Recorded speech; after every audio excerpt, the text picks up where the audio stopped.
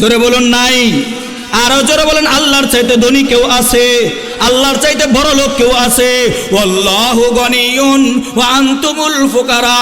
আল্লাহ বলেন আমি হলাম ধনী, তোরা হলা ফকির, তোরা হলি ভিক্ষুক, তোরা হলি অসহায় হতদরিদ্র। আল্লাহ তাআলা সূরাতুল মুজাম্মিলের ভিতরে বলেন ওয়া আকরিদুল্লাহ করদান হাসানা। তোমাদের মধ্যে এমন কেউ কি আছো আমি আল্লাহকে ঋণ দিবা, আমি আল্লাহকে করজ দিবা, আমি আল্লাহকে সহযোগিতা করবা? এ মুসলমান, যখন নাকি আয়াত নাজিল হয়ে গেল গো, মদিনাতে যখন আয়াত নাজিল হয়ে গেল, মদিনার ইহুদির বাচ্চারা বলে দেখছনি মুসলমানরা কোন ধর্ম পালন করে, মুসলমানরা কোন কোরআন মানে, মুসলমানরা কোন ইসলাম মানে, যে ইসলামের ভিতরে তাদের ইসলামের প্রণেতা আল্লাহই তাদের কাছে করজ চাই, আল্লাহ ঋণ চায়। আল্লাহ ঋণ চাইছে। এই ঋণটাকে আল্লাহ আল্লাহর জন্য চাইছে? কথা বলেন, আল্লাহ আল্লাহর জন্য চাইছে। কার জন্য? আমাদের জন্য। কার জন্য? এই যে আমাদের জন্য যে আল্লাহ চাইছে, এটার একটা উদাহরণ দেই। উদাহরণ দেব? বিরক্ত হইবেন না তো? উঠাউঠি করেন না, একটু বসেন। উদাহরণটা হলো আপনাদের ভুয়ারা বাড়িতে মেহমান আসেনি, জোরে বলেন আসেনি। মেহমান আইলে আপনারা কে আরেন? তাড়াতাড়ি যান গা নাকি? মেহমান আইলে কি করেন? মেহমানদারি করেন। তবে মেহমানদারিটা মেহমান যেই কোয়ালিটির, ওই কোয়ালিটিরই কি মেহমানদারি। তা আপনার বাড়িতে মেহমান আসছে, বিবি সাহেব বিশাল এক লিস্টি ধরা দিছে, যান তাড়াতাড়ি চরফন বাজারে যান, নতুন মেহমান আইছে, দই, চিরা, গরুর গোশ, খাসির গোশ, যা যা আছে লিস্টিটা লয়ে বাজারের দিকে যাবে। এই মুহূর্তে তার 5 বছরের একটা মেয়ে, আব্বু কোথায় যাও বলে না? কি বলে? আব্বু কোথায় যাও? আমি চরফন বাজারে যাচ্ছি, দেখো না বাড়িতে মেহমান আসছে, বাজার করতে হবে। আব্বু তুমি বাজার করবে না কি করবা আমি জানি না, আমার জন্য 10 টাকার বাদাম আনবা। বায়না করে কিনা? এ কথা বলেন, সুতা ধরেনি আমাদের মেয়েরা। আচ্ছা, এবার বাবা কি করলো? বাজারে গেল। বাজারে যাই আগে 10 টাকার বাদাম। কেন? আমার এই 5 বছরের বাচ্চাটা বাদাম চাইছে, আমি বাপ যদি পরে ভুলে যাই অথবা টাকা শেষ হয়ে যায়, আমি যদি না কিনতে পারি, আমার এই মেয়েটা তো কষ্ট পাবে।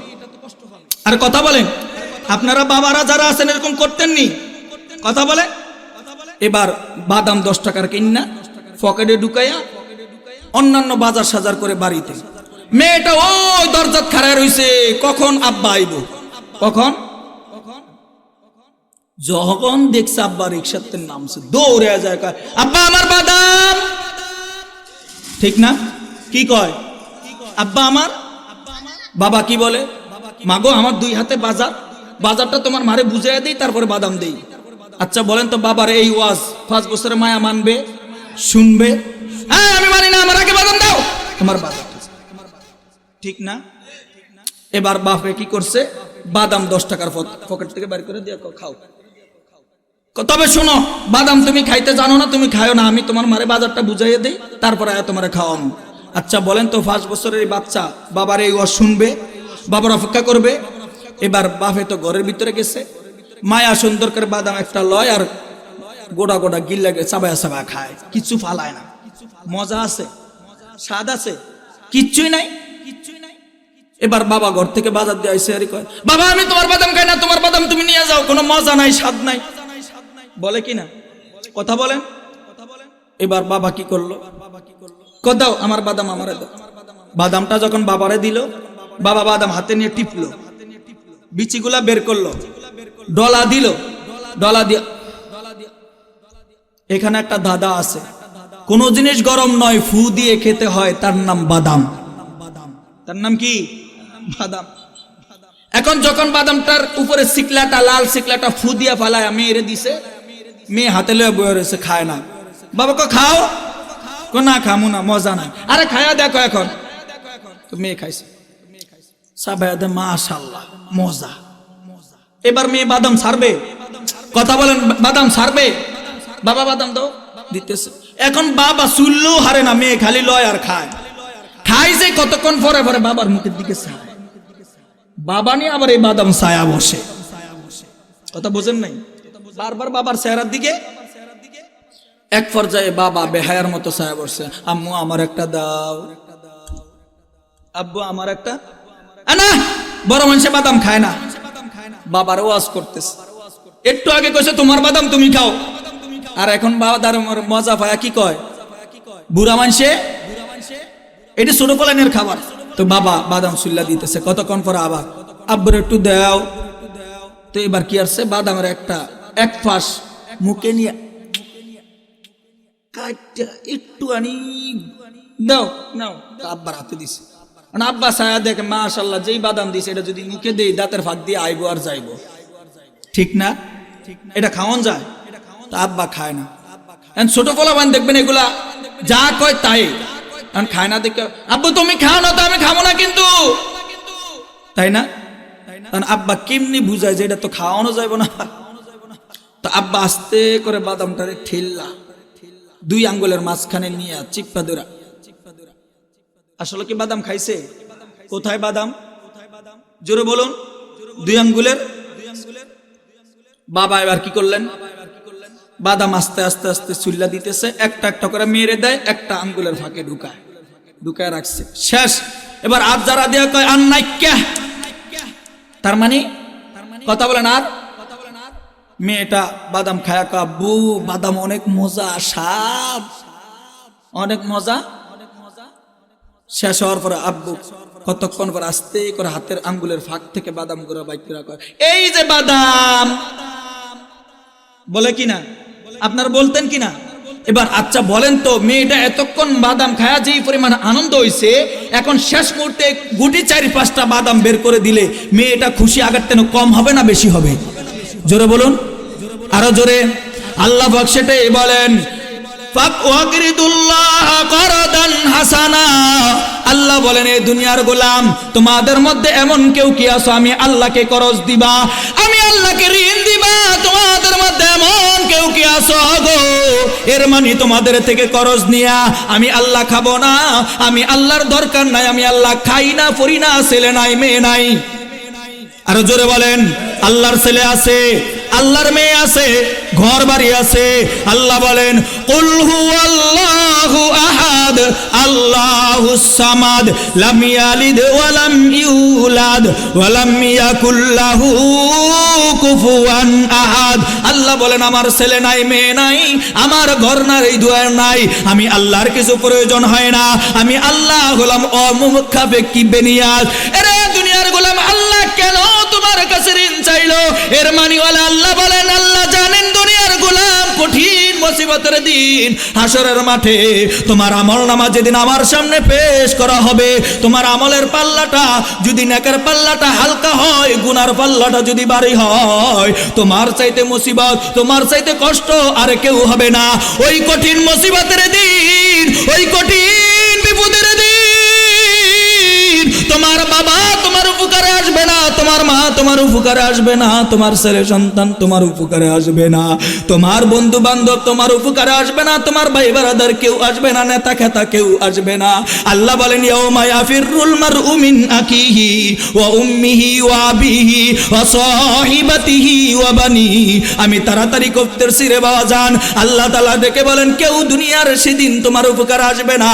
ওই কঠিন মুসিবতের দিন তোমাকে বিপদ থেকে উদ্ধার করার জন্য আমি আল্লাহ যেই ঋণটা নিলাম, আমি আল্লাহ তোমার থেকে যেই করজটা নিলাম, আমি আল্লাহ আমার রহমতের আঙ্গুলের ফাঁকে লাগায় রাখছি।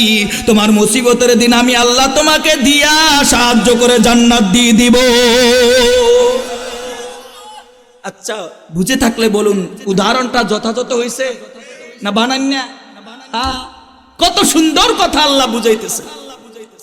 এই আয়াত যখন নাজিল হয়েছে ইহুদিদের প্যাডে তামাশা শুরু হয়েছে। তামাশা কি শুরু হয়েছে?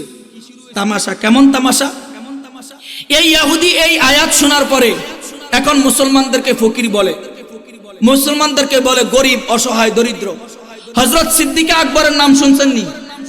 প্রথম খলিফা, প্রথম সাহাবী, প্রথম ইমানদার হযরত আবু বকর সিদ্দিক রাদিয়াল্লাহু তাআলা আনহু।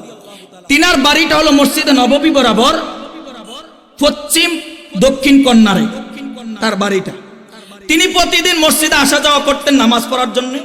এই ইহুদির বাচ্চা ইহুদি মাঝ বরাবর প্রতিদিন আবু বকরকে দেখলে গালি দেয়, আবু বকর তোরা ফকির, মিসকিন, ভিক্ষুক। আচ্ছা, আমাদেরকে যে ফকির মিসকিন ভিক্ষুক বলতেছে, ইহুদি কথাটা সত্য বলছে না মিথ্যা বলছে? জোরে বলেন, সত্য না মিথ্যা? সত্য কথা। তা আবু বকর কিছু করে না, কারণ আবু বকর নরম নরম নরম। আবু বকর قال رسول الله صلى الله عليه وسلم ارحم امتي بامتي ابو بكر। আল্লাহ রেখে বলে, আল্লাহর রাসূল বলেন, আমার উম্মতের দল, আমার উম্মতের মধ্যে, আমার সাহাবীদের মধ্যে গো, আমার আবু বকরের চাইতে নরম আর কেউ নাই। আবু বকর নরম কিছুই বলে না। একদিন জোহরের নামাজ পড়ে আবু বকর বাড়ির দিকে যায়। আবু বকর বাড়ির দিকে যায়, প্রতিমধ্যে কেউ নাই, শুধু ইহুদি। ইহুদি আজকু আবু বকরকে ডেকে বলে, আবু বকর, মুসলমানরা ফকির ভিক্ষুক, মুসলমানরা হতদরিদ্র অসহায়। আবু বকর কিছুই বলে না। হঠাৎ করে আবু বকরকে ডেকে বলে, আবু বকর, তোমাকে বলছি মুসলমানরাও ফকির, মুসলমানদের খোদাও ফকির। কি বলছে? মুসলমানরাও ফকির, মুসলমানদের খোদাও। এতদিন আবু বকর কিছু বলে না, আবু বকর কিছু বলে না এতদিন। হঠাৎ আজকে যখন বলেছে মুসলমানরাও ফকির, মুসলমানদের খোদাও ফকির, আবু বকর তো নরম। হঠাৎ করে আবু বকরের ঈমানের ভিতরে জোশ চলে আসছে। আবু বকর তো জাহিদুনা ফি সাবিলিল্লাহি বিআমওয়ালিকুম ওয়া আনফুসিকুম। আবু বকর সুন্দর করে হাতাটা গোছাইলেন। আমার দিকে তাকান, হাতাটা কি সুন্দর করে উঠাইছে। উঠায় যদ্দুরা লম্বা হয়, শক্তি যদ্দুরা হয়, আবু বকর দিছে এক ঘুষি ইহুদির গালে। সুবহানাল্লাহ, আরো আসতে বলেন। ইহুদির গালে কি দিছে? ঘুষি দেওয়ার সঙ্গে সঙ্গে ইহুদির গালে থেকে দাঁতগুলা কয়েকটাই পড়ে গেছে। আবু বকর নরম, আবু বকর নরম। এ মুসলমান, তোমাদেরকে বলি, তুমি যদি সত্যিকার মায়ের ঔরসে জন্মগ্রহণ করে থাকো, সত্যিকার মায়ের দুধ পালন করে বড় হয়ে থাকো, তুমি যদি তোমার বাপের জন্মের হয়ে থাকো, তোমার বাবাকে কেউ গালি দিলে তোমার রক্ত গরম হয়। কথা বলেন ঠিক কিনা? তোমার মাকে যদি কেউ বেশ্যা বলে, তোমার মাকে যদি কেউ চরিত্রহীনা বলে, তোমার মাকে যদি কেউ কটু কথা বলে, তুমি তার প্রতিবাদ করো, তুমি তাকে মারো। এই মুসলমান আজকে তোমার সামনে তোমার আল্লাহকে নিয়ে কটূক্তি করে, ইসলামকে নিয়ে বাজে কথা বলে, তোমার রক্ত গরম হয় না? বুঝতে হবে তোমার ঈমানে বড় সমস্যা, ঈমানে বড় সমস্যা। আবু বকর যখন থাপ্পড় দিয়া বাড়িতে চলে গেছে, ইহুদি মাথাটা ঘুরানি শেষ হয়েছে, আর আস্তে আস্তে করে গেছে মুহাম্মদের আদালতে। সুবহানাল্লাহ বলেন। আল্লাহ রসুলের দরবারে যায়, কয়, মুহাম্মদ সাল্লাল্লাহু আলাইহি ওয়াসাল্লাম, তোমার আবু বকর আমারে থাপ্পড় দিছে, আমি তার বিচার চাই। আল্লাহ রসুল সাল্লাল্লাহু আলাইহি ওয়াসাল্লাম উঠলেন, বসা থেকে উঠে মামলার ইনকোয়ারি করার জন্য, পর্যবেক্ষণ করার জন্য দাঁড়ালেন। দাঁড়ানোর পর আল্লাহ রসুল দেখলেন যে আসলেই কেউ না কেউ তার মুখে যে থাপ্পড় দিছে, এটার কি আছে? প্রমাণ, আঙ্গুলগুলা। এবার আল্লাহ রসুল বলেন, ইহুদি শুনো, আমার আবু বকর তোমাকে থাপ্পড় দিতে পারে না, আমার আবু বকর তোমাকে থাপ্পড় দেয় নাই। অবশ্যই থাপ্পড়টা মনে হয় ওমর দিয়েছে। কে? কারণ আমার ওমর, ওয়া আশাদ্দুহুম ফি আমরিল্লাহি ওমর। এই ইহুদি,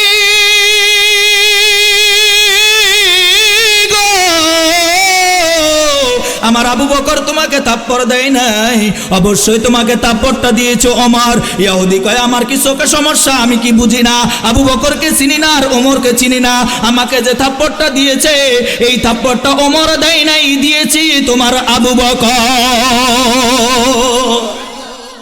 এখন আপনি আর আমি যদি হতাম, কি বলতাম?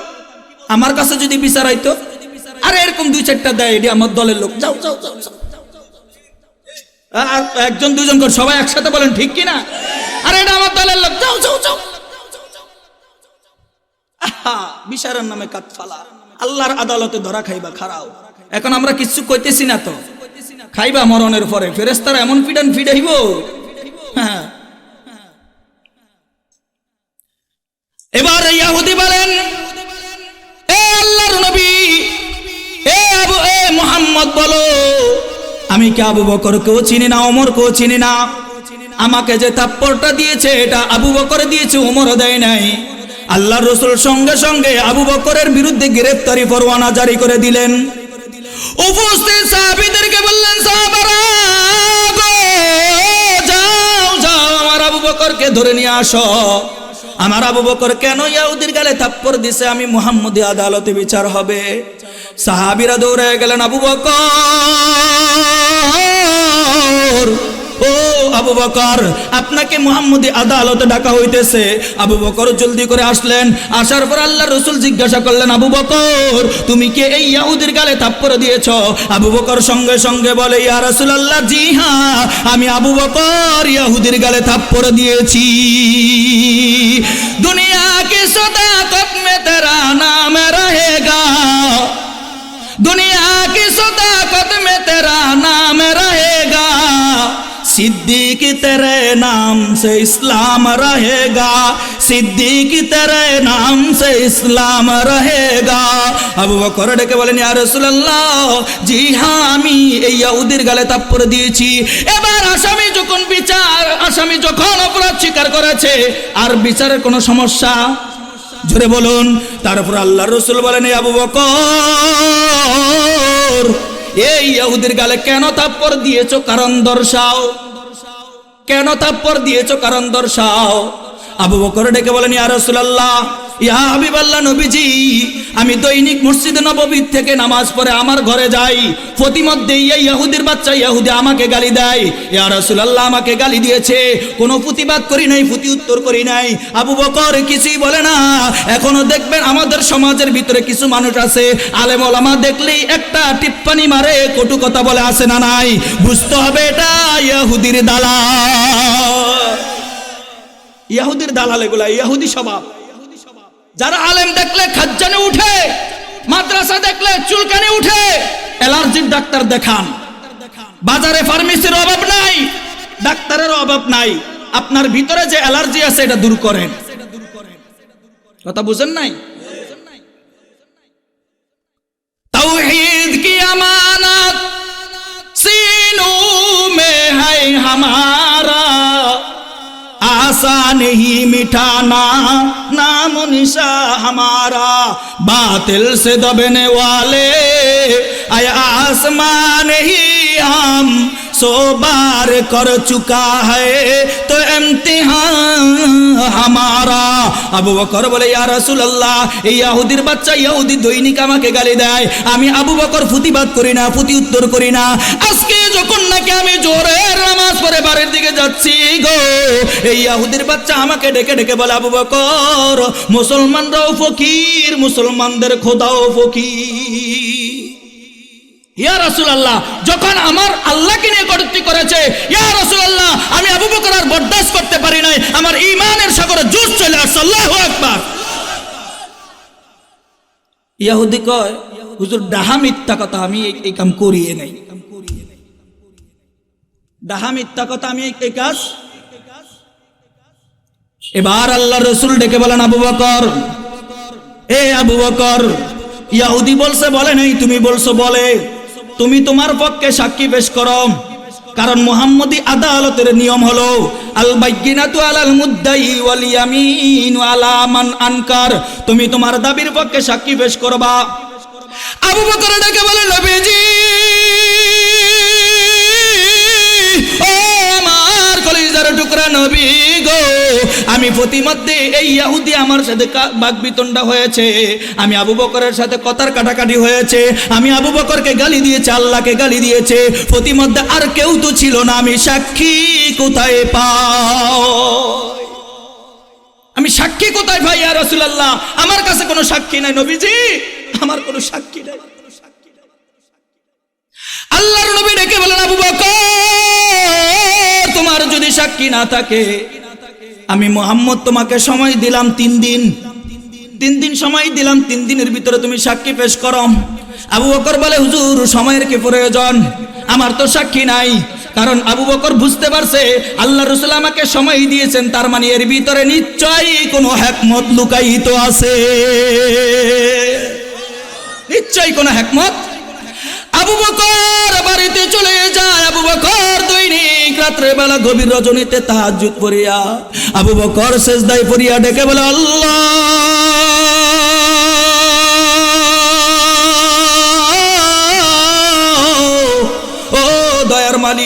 আমাকে এই ইহুদির বাচ্চা দৈনিক আমাকে গালি দিয়েছে, আমি আবু বকর কিছুই বলি নাই। আজকে যখন তোমাকে বলেছে আল্লাহ, আমি আর বরদাস্ত করতে পারি নাই। আল্লাহ, আমি যে থাপড় দিয়েছি আমার নিজের কোনো স্বার্থ ছিল না, নিজের কোনো ক্রেডিট ছিল না, নিজের কোনো উদ্দেশ্য ছিল না। আল্লাহ, তোমার ইজ্জত রক্ষা করাই ছিল আমার দায়িত্ব।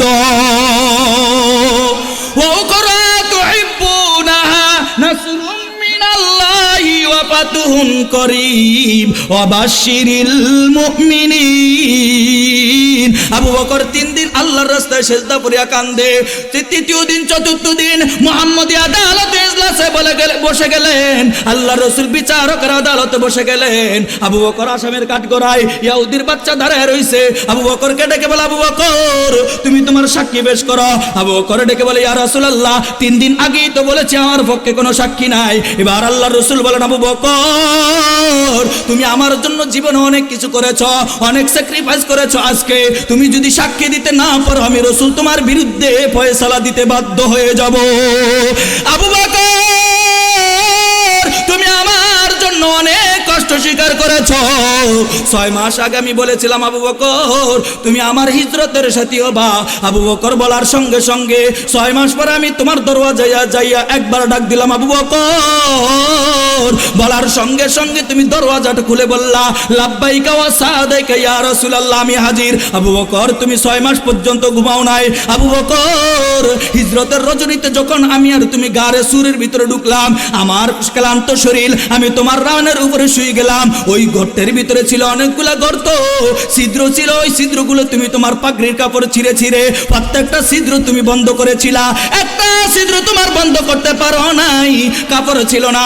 আবু বকর তুমি তোমার পায়ের গোড়ালি দিয়া ওই ছিদ্রটা ঠেস করে ধরেছিলা। আবু বকর ছিদ্রের ভিতরে ছিল সাপ, ওই সাপটা তোমাকে কামড় দিয়ে দংশন করে তোমার শরীরটা ব্যথা করেছিল। আবু বকর তোমার অজান্তে এক ফোঁটা পানি আমি রাসূলের চেহারা মোবারক পড়েছিল। ও আবু বকর আমি বলি না, আবু বকর আমি ভুলি নাই। আবু বকর মদিনাতে তুমি যুদ্ধের জন্য তোমার সমস্ত মাল তুমি ব্যয় করে দিয়েছো। আবু বকর আমি জিজ্ঞাসা করেছি, আবু বকর তুমি তোমার ঘরে কি রেখে আসছো? আবু বকর তুমি বলেছিলে, ইয়া রাসূলুল্লাহ ওগো নবীজি আমার ঘরে আল্লাহ এবং তার রাসূলকে রেখে আসছে, আর কিছুই চাই না।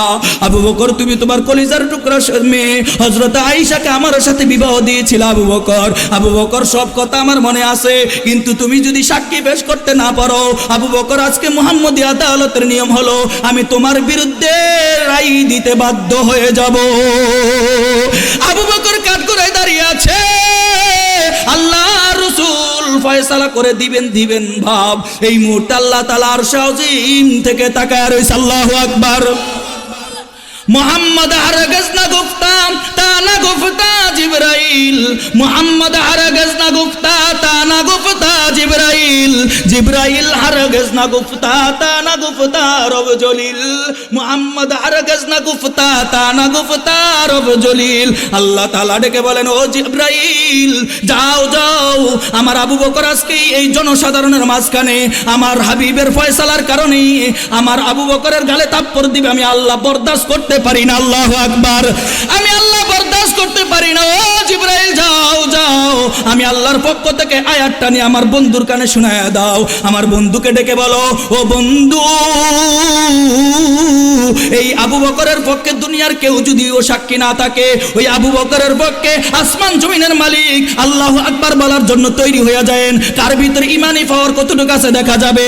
ইমানি পাওয়ার নিয়ে আল্লাহু আকবার বলবেন। ভাইরা আমার, আল্লাহ তাআলা ডেকে বলেন, বন্ধু ওই আবু বকরের পক্ষে দুনিয়াতে কেউ যদি সাক্ষী দেওয়ার নাও থাকে, আমি আসমান জমিনের মালিক আবু বকরের পক্ষে সাক্ষী হয়ে গেলাম। লাকাদ সামিআল্লাহু কাওলাল্লাযীনা ক্বালু ইন্নাল্লাহা ফাকীর। ও আমার হাবিব, ও আমার দোস্ত, এই যে ইহুদির বাচ্চা ইহুদি আবু বকরকে গালি দিয়েছে, আবু বকরকে ফকির বলেছে, আবু বকর কোনো প্রতিবাদ করে নাই, আবু বকর কোনো প্রতিবাদ করে নাই। যেদিন আবু বকরের সামনে আমি আল্লাহকে ফকির বলেছে, আবু বকর মুষ্টি উবদ্ধ করেছে, আবু বকর হাত তুলেছে। আবু বকর তো নরম মানুষ, তার থাপ্পড়ে এত শক্তি হওয়ার কথা না। আবু বকর যখন হাতটা উঠাইছে, আমি দেখলাম আবু বকরের ভিতরে কোনো স্বার্থ আসেনি, আবু বকরের ভিতরে কোনো নিজের কিছু আসেনি, ক্যাডেট বলতে কিছু আসেনি। আমি দেখলাম না না, আবু বকর নিজের জন্য কিছুই করে না, আমি আল্লাহর জন্য করে। যখন আবু বকর হাতটা উঠাইলো, আমি আল্লাহ আমার কুদরতি হাতটা আবু বকরের সাথে মিলায়া দিলাম। আমি আবু বকরের সাথে আমার কুদরতি হাতটা মিলায়া দিলাম গো। আবু বকরের হাতের সাথে যখন আমার হাতটা লাগলো, আবু বকর থাপ্পড় দেওয়ার সঙ্গে সঙ্গে ইহুদি মাটিতে পড়ে গেল। दुनिया की सदाकत में तेरा नाम रहेगा, सिद्दीक तेरे नाम से इस्लाम रहेगा, सिद्दीक तेरे नाम से इस्लाम रहेगा। এই জন্য বলেছি বাবা, আপনি আর আমি ব্যবসা করতে রাজি আছিনি? জোরে বলুন, ব্যবসার বিনিময়ে আল্লাহ কি দিবেন? জান্নাত দিবেন। বলেন কি দিবেন? জান্নাতে যাইতে রাজি আছিনি? কে কে রাজি আছেন? দুটো হাত আমার আল্লাহকে দেখা দেন। নারে তাকবীর, আরো জোরে বলেন নারে তাকবীর।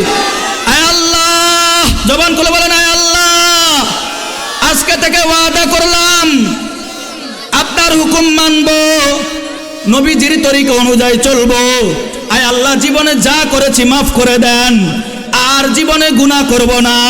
ইয়া আল্লাহ, আপনার কাছে ফরিয়াদ জানাই, এই সমস্ত মানুষদেরকে তোমার হাতে তুলে দিয়ে আমি বিদায় নিলাম। আল্লাহ, তুমি এদেরকে তোমার কুদরতি হাতে হেফাজত করো। আল্লাহুম্মা আমিন।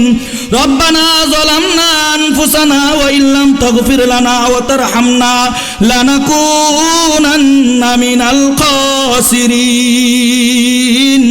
রব্বানা আতিনা ফিদ দুনিয়া হাসানাতাও ওয়া ফিল আখিরাতি হাসানা ওয়া কিনা আযাবান নার।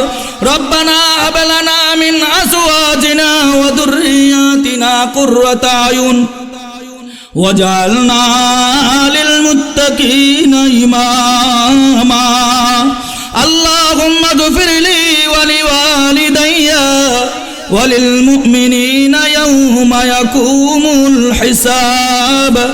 রব্বানা আসরিফ আন্না আযাব জাহান্নাম ইন্না আযাবাহা কানা গরামা। জবান খুলে সকলে বলুন রব্বির হামহুমা কামা রব্বায়ানি সগীরা। রব্বির হামহুমা কামা রব্বায়ানি সগীরা। এ দয়ার মালিক,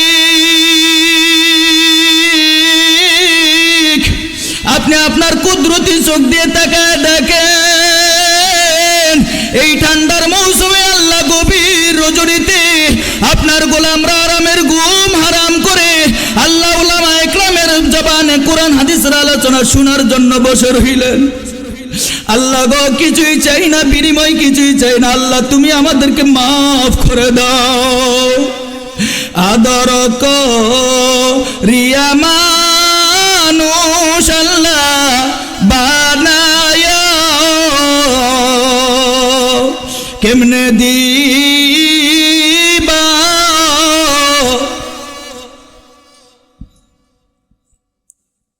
কেমনে দিবা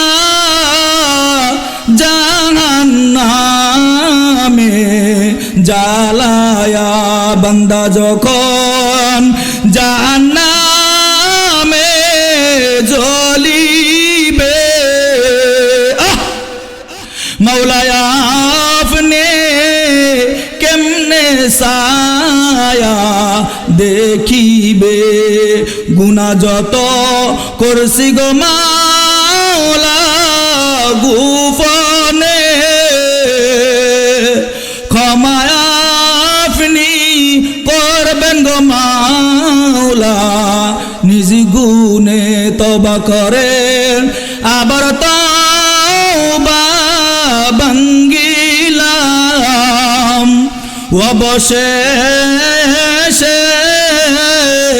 খাঁটি তওবা করিলাম, তওবা করে আবার তওবা ভাঙ্গিলাম।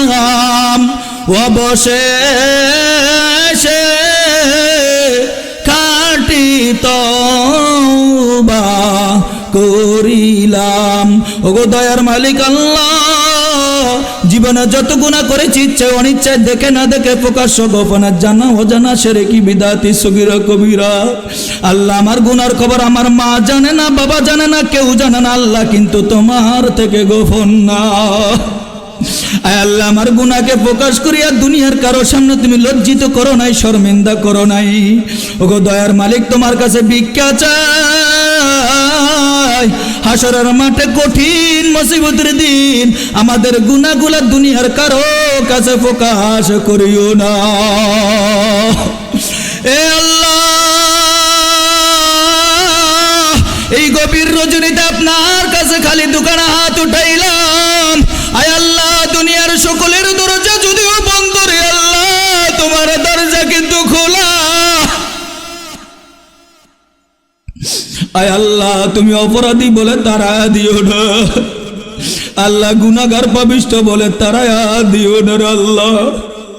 আল্লাহ, ছোটবেলা দুষ্টামি করলে, আয় আল্লাহ, ছোটবেলা ময়লা আবর্জনার ভিতরে যদি পড়ে থাকতাম, যখন নাকি চিৎকার করতাম মাওলা, মা জড়ি বুকে টেনে নিতেন আল্লাহ, ওই মা চুমু খাইতেন, আদর করতেন, সেবা করতেন রে আল্লাহ। ময়লা আবর্জনার কারণে মা দূরে সরাইয়া দিত না আল্লাহ। ওই মার এত মায়া, এত মুহাব্বত শুধু 10 মাস 10 দিন গর্ভে রাখছে আল্লাহ। 32 আল্লাহ বুকের দুধ খাওয়াইছে আল্লাহ। আয় আল্লাহ, ওই মায়ের যদি এত মায়া হয়, দয়া হয় আল্লাহ, তুমি তো আমাদেরকে মায়া করে মুহাব্বত করে আল্লাহ বানাইছো, তোমার কি মায়া হয় না, দয়া হয় না আল্লাহ? দয়া করে মায়া করে আমাদের প্রত্যেকের জাহান্নাম থেকে মুক্তি দিয়ে দাও। আয় আল্লাহ, আমাদের প্রত্যেকের জন্য জান্নাত বরাদ্দ দিয়ে দাও। আয় আল্লাহ, আমাদের ছেলে সন্তান, বাল বাচ্চা, পরিবার পরিজন প্রত্যেকের গুনাহগুলা মাফ করিয়া দাও। আয় আল্লাহ, আমাদের জীবিতদের গুনাহগুলা মাফ করে দাও। আয় আল্লাহ, অত্র এলাকার উপর আপনার খাস রহমত নাজিল করে দাও। আয় আল্লাহ, পুরুষ বালককে মসজিদমুখী করে দাও, মা বোনদেরকে পর্দা নিশিন বানিয়ে দাও। আয় আল্লাহ, মা বাবার খেদমত করে জান্নাত কামাইবার মতো তৌফিক দিয়ে দাও ইয়া রাব্বাল আলামিন। মাওলা, আমাদের যাদের মা নাই, বাবা নাই, কবরের বাসিন্দা হয়ে গেছে, আয় আল্লাহ, এই রজনীতে যায় মা মা মা বলে ডাক দিলে কেউ সাড়া দিবে না। আয় আল্লাহ, কেউ আর দরজা খুলবে না। আয় আল্লাহ, বাবা বাবা বলে ডাকলো কেউ আর জবাব দিবে না। আল্লাহ, আয় আল্লাহ, আমাদের গুনাহের কারণে মা বাবার আযাব দিও না। আল্লাহ, আমাদের গুনাহের কারণে মা বাবার কবরে মাইরো না। আল্লাহ, এই মাহফিলের উসিলা করে ওই মা বাবার কবর আযাব চিরতরে মাফ করিয়া দাও। আল্লাহ, ওই মা বাবার কবরকে জান্নাতের বাগান বানায়া দাও। ইয়া আল্লাহ, যাদের ঘরে মা আছে, বাবা আছে, আয় আল্লাহ, ওই মা বাবার খেদমত করে জান্নাত কামাইবার মতো তৌফিক দিয়া দাও ইয়া রাব্বাল আলামিন। আমাদের মা বাবার প্রত্যেকের সেবা করার তৌফিক দিয়া দাও ইয়া আল্লাহ। আমারও মা আছে, বাবা আছে, আল্লাহ, বাবা অনেক অসুস্থ, মা বড় অসুস্থ রে আল্লাহ। মাওলা, তুমি তো শেফা দাতা, মেহেরবানি করে আমার মা বাবাকে পরিপূর্ণ শেফা দান করে দাও আল্লাহ। শেফায়ে আজলা কুল্লিয়া নসিব করে দাও, শেফায়ে দায়েমা নসিব করে দাও রব্বুল আলামিন। বুয়ারহাট বাজার ব্যবসায়ী প্রত্যেককে দিনের জন্য কবুল করে নাও আয় আল্লাহ। প্রত্যেকের ব্যবসার ভিতরে বরকত দিয়া দাও, ব্যবসাকে আসমানি জমিনি সকল প্রকার গজব থেকে হেফাজত রাখিও মাওলা। আল্লাহ, যেই মাদ্রাসার উদ্দেশ্যে মাহফিল, মাওলা মাদ্রাসাকে কবুল করে নাও আল্লাহ। মাদ্রাসাকে কিয়ামত পর্যন্ত জারি রাখো, মাদ্রাসার সমস্ত হাজাত তোমার গায়বী খাজানাতে পূরণ করে দাও আল্লাহ। মাদ্রাসার ছাত্র ওস্তাদ প্রত্যেককে দ্বীনের জন্য কবুল করো। ওস্তাদদের মেহনতের বদলা আল্লাহ দুনিয়া এবং আখিরাতে তুমি বাড়ায়া দাও। ছাত্রগুলাকে হাফেজ কোরআন, আলেমে দিন, মুফতি, মুহাদ্দিস, দিনের দায়ী, মুবাল্লিগ বানায়া দাও। এ আল্লাহ মাদ্রাসার প্রতিষ্ঠাতা আল্লাহ মুস্তাফিজুর রহমান সাহেব দামাত বরকাতুহুম, মাওলানা আশরাফ আলী সাহেব দামাত বরকাতুহুম, আল্লাহ উভয়ের হায়াতের ভিতর বরকত দিয়া দাও, সুস্থতার জিন্দেগি নসিব করে দাও, মৌত পর্যন্ত দ্বীনের খেদমত করার তৌফিক তুমি দিয়ে দাও। ইয়া আল্লাহ মাওলাই করিম, যাদের মেহনতে মাহফিল মেহেরবানি করে কবুল করে নাও, প্রত্যেকের মেহনতের বদলা দুনিয়া এবং আখিরাতে তোমার পক্ষ থেকে তোমার শান মোতাবেক দান করে দাও। ইয়া রাব্বাল আলামিন, মাওলা আল্লাহ আমার তো কোনো ইলম নাই, আমল নাই, আল্লাহ শিক্ষা নাই, দীক্ষা নাই। মাওলা এই বয়সে তুমি যতটুকু ইজ্জত সম্মান দিয়েছো তোমার রহম ও করম ছাড়া আর কিছুই না। মাওলা আয় আল্লাহ, এর শুকরিয়া আমি জীবনও শেষ করতে পারবো না। আল্লাহ রব্বুল আলামিন, আমার গুনাহের কারণে এই নিয়ামত তুমি আমার থেকে ছিনায়া নিও না। এ আল্লাহ तमाम পৃথিবীর বুকে দ্বীনের দাওয়াত নিয়ে সফর করার তৌফিক দিয়ে দিও।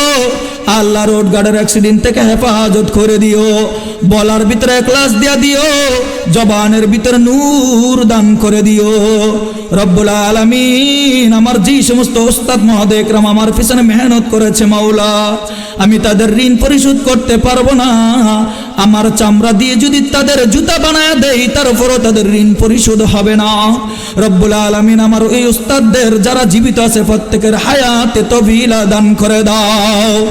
আল্লাহ সুস্থতার সাথে নেককার আল্লাহ আফিয়তের জিন্দেগি দান করে দাও। আল্লাহ বিশেষ করে আমার শায়খ মুর্শিদ আমার উস্তাদ মাওলানা আনাস সাহেবের হায়াতের ভিতরে বরকত দিয়ে দাও। আল্লাহ তার ছায়া আমাদের উপরে আল্লাহ তুমি লম্বা করে দাও। আল্লাহর যত উস্তাদ আছেন প্রত্যেকের হায়াতের ভিতরে বরকত দিয়ে দাও। অত্র স্টেজের ভিতরে ছিলেন মাওলানা ইসমাইল সাহেব, এখন আসছেন আমার বাবা, যাকে আমি বাবা বলে ডাকি। আল্লাহ হাফেজ মাওলানা শামসুদ্দিন সাহেব, মাওলা আমার বাবার হায়াতের ভিতরে বরকত দিয়ে দাও, সুস্থতার জিন্দেগি নসিব করে দাও। আমার বাবার কোরআনী খেদমতকে কবুল করে নাও, দুনিয়া এবং আখিরাতে মাওলা তুমি উত্তম বদলা দান করে দাও। আল্লাহ আমার যত উস্তাদ দুনিয়ার জমিন থেকে বিদায় নিয়ে কবরের বাসিন্দা, আল্লাহ বিশেষ করে আমার শায়খ মুর্শিদ আল্লাহ মাহমুদ শফি জুনায়েদ বাবুনগরী আব্দুল সালাম চাড়গামী মুফতি নূর আহমদ মুমতাজুল করিম বাবা হুজুর, ইয়া আল্লাহ আল্লামা ইয়াহইয়া সাহেব ফরিদাবাদের, আল্লামা গনি সাহেব, মুফতি নুরুল আমিন সাহেব আগারগাঁও, আব্দুল্লাহ বুখারী সাহেব, ইয়াকুব আলী কাসমি সহ প্রত্যেকের হায়া আল্লাহ প্রত্যেকের কবরকে জান্নাতের বাগান বানায় দাও। আল্লাহ প্রত্যেকের কবরকে আল্লাহ জান্নাতের ফেরদাউস বানায় দাও। তাদের রুহানি ফয়েজ এবং বারাকাত আমাকে তুমি দান করে দাও। আল্লাহ তাদের পদাঙ্ক অনুসরণ করার তৌফিক দিয়ে দাও। আকাবের আসলাবদের পথে চলবার তৌফিক দিয়ে দাও। রিয়া তাকাব্বুর হিংসা বদমেজাজি বদআখলাকি থেকে হেফাজত করে নাও। রব্বানা তাকাব্বাল মিন্না ইন্নাকা আনতাস সামিউল আলিম ওয়া তুব আলাইনা ইন্নাকা আনতাত তাওয়াবুর রহিম। সুবহান রাব্বিকা রব্বিল ইজ্জাতি আম্মা ইয়াসিফুন ওয়া সালামুন আলাল মুরসালিন ওয়ালহামদুলিল্লাহি রাব্বিল আলামিন।